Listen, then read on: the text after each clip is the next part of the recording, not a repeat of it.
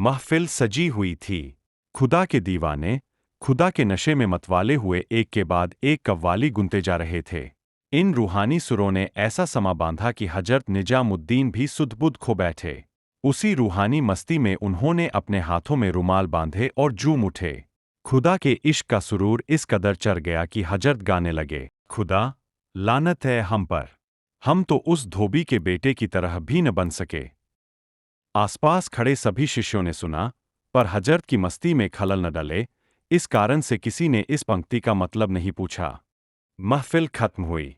बाकी सब तो भूल गए, लेकिन अमीर खुसरो के अंदर उन शब्दों का मतलब जानने की कसक सी जग गई। उसे बार बार अपने हजरत का वह मस्ती भरे अंदाज में झूमना और वे शब्द कहना याद आता रहा।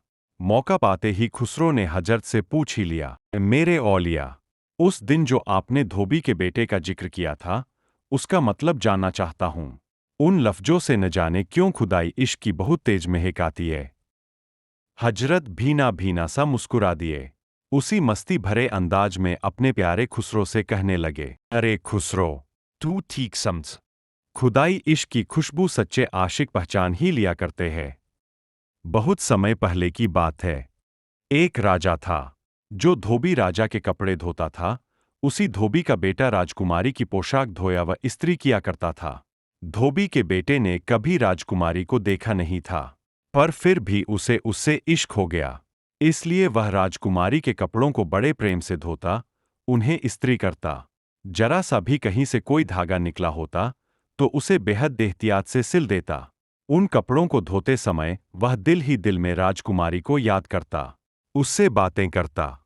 दिन भर उसकी चाह में कभी रोता, कभी मुस्कुराता। उसकी सारी दुनिया बस राजकुमारी तक ही सिमट कर रह गई थी। इधर जब उसके माता पिता को यह बात पता चली, तो वे घबरा गए। सोचने लगे, हम ठहरे मामूली से धोबी और वह राजघराने की राजकुमारी। जमीन और आकाश का भी कभी मेल होता है भला। पर इस लड़के को कौन समझाए कि यह रिश्ता कभी परवान नहीं चढ़ सकता। इसके सिर पर तो मानो उसके प्रेम का पागलपन सवार है।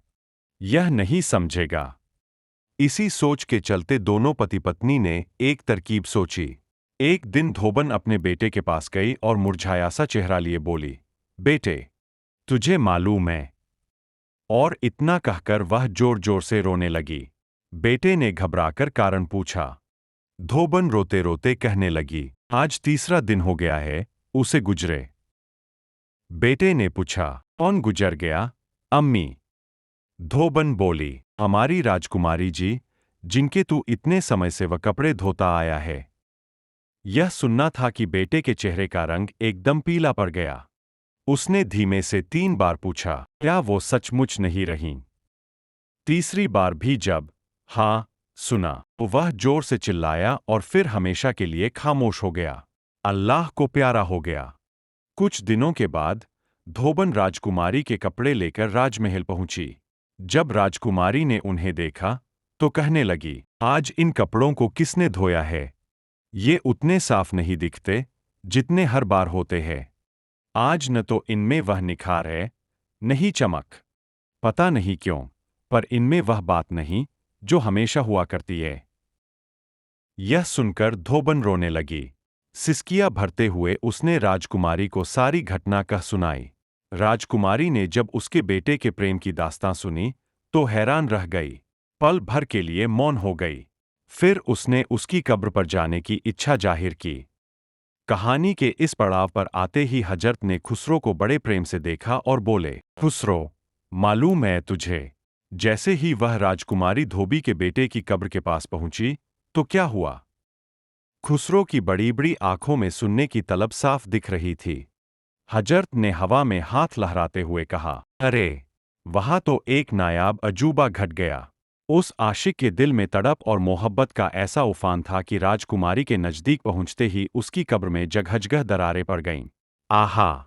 दीवानगी की सारी हदें पार हो गईं, जब चाहने वाले ने मरकर भी अपनी मोहब्बत के जिंदा होने का इजहार कर दिया। खुसरो अपने औलिया का इशारा समझ चुका था। समझता कैसे न? आखिर दीवानगी की हदों को पार करने की उसने भी जो ठान रखी थी। शायद उसके दीवानेपन को इंतहा तक ले जाने के लिए ही हजरत ने उसे यह इश्क़ दास्तां कह सुनाई थी। खुसरो उन आशिकों में से था जिसकी दुनिया में सिर्फ एक ही शख्स था, उसके प्यारे मुर्शिद। उसकी जान थे औलिया, उसकी शान थे औलिया, उसका ईमान थे औलिया, उसका मकसद भी थे औलिया, उसका जीवन औलिया से था और औलिया के लिए ही था। उसके इश्क का सुरूर देखकर खुद उसके औलिया यह कहने पर मजबूर हो गए, अगर शरीयत इजाजत देती तो मैं अपनी यह चाहत सामने रख देता कि मेरी और मेरे खुसरो की कब्र एक ही रखना। वाह! प्रेम की प्रगाढ़ता का कैसा अनूठा उदाहरण है, जहां मरने के बाद भी जुदाई को आने की कोई इजाजत नहीं। हजरत अपने खुसरो की आशिकी की हद जानते थे, तभी तो कहा करते थे, अगर खुसरो की कब्र मुझसे जुदा हो भी गई तो वह दीवाना अपनी कब्र फाड़कर मुझ तक आ पहुंचेगा। जी हाँ, सच्चे प्रेम का यही उसूल है। इसमें अपने प्रियतम से इतनी गहराई तक रिश्ता जोड़ा जाता है कि बस दिखने में देह दो होती है, पर उनमें जान एक ही होती है। हजरत निजामुद्दीन अपने शागिर्द खुसरो की मोहब्बत के कायल हो चुके थे। कहा करते थे, जो मेरी मज़ार पर सिजदा करने आए, उसे कह देना, पहले मेरे खुसरो के इश्क के आगे सिर झुकाकर आए, उसकी कब्र को सलाम करके आए। दुनिया ने खुसरो की मुरीदी और मोहब्बत के जब ऐसे तराने सुने, तो उन्हें खूब सराहा। इतना कि खुसरो की कब्र को चबूतरे यार कह दिया। इस तरह मुर्शिद मुरीद का यह अनूठा युग्म प्रेम की गहराई का बेहद खूबसूरत पैगाम दे गया।